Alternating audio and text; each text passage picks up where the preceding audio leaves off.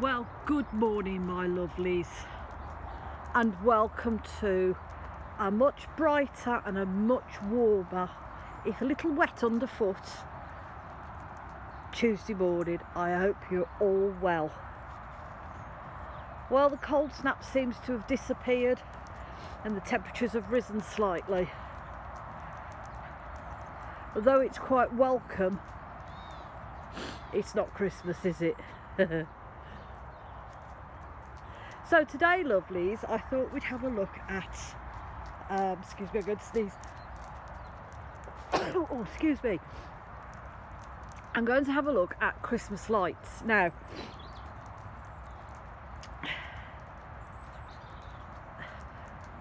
in this modern time that we have, more and more people decorate the fronts of their homes with lights and decorations. You know, we have outdoor lights that hang from houses. We have outdoor we call them garden ornaments that sit on the lawns, like snowmen and reindeers and Father Christmas, and we have inflatable ones. Some of them move, and yes, it does make it look a lot prettier around Christmas time. As a child growing up, things like that were only reserved for outdoor displays that were put up by your local council. You know, you had your outdoor Christmas tree with the lights on. You had a lot of animatronic movable things. Shop windows were displayed with things like that, and I always remember as a child going to see Father Christmas at Lewis's and Rackham's, the moving animals that you would see when you went and stood in the queue waiting to see Father Christmas. But where did they come from? You know, I understand that decorating your home for Christmas has evolved over millennia. All dates back from the pagans, you know, from trees to boughs and holly and ivy and mistletoe, and but lights, I mean, there's no hard and firm evidence that today's Christmas lights stem from pagan practice, although in my own little world I like to think they are. You know, during the cold, dark times of winter,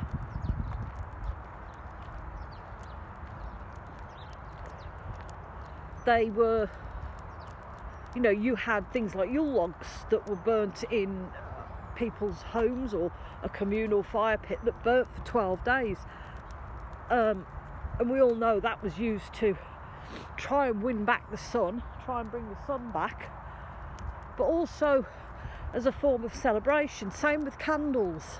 You know, they had to have some kind of lighting, so candles, I suppose, were part of the festivities. As Christianity sort of hot-footed it into our lives, they used a lot of candles to signify the light of Jesus.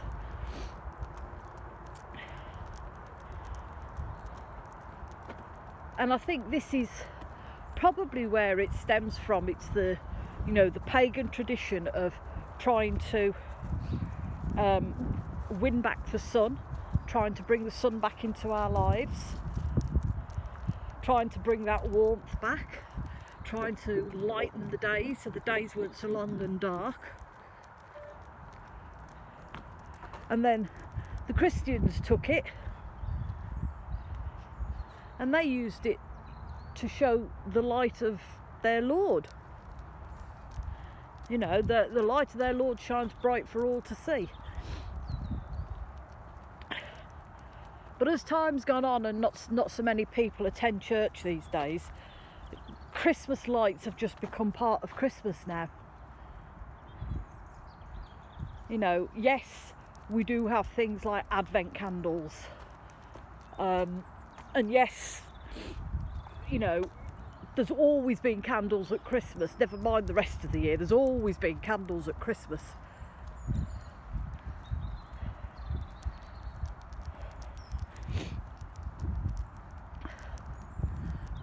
But with, you know, progress and electricity, we can now have lights on our Christmas tree without fear of them being burnt down. We can have lights on the front of our homes. We can have lights on our windows. And it's all sort of loosely dating back to paganism. Because without our ancestors, we wouldn't have Yule trees, Yule logs, greenery decorations, lights.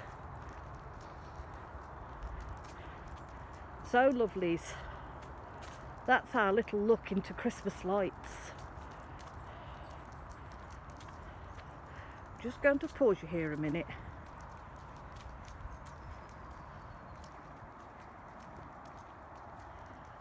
So yes, what was we saying? So yes, we have our ancestors to thank for the onset of Christmas lights. It's not a modern thing by any stretch of the imagination, but it's helped along by modern inventions.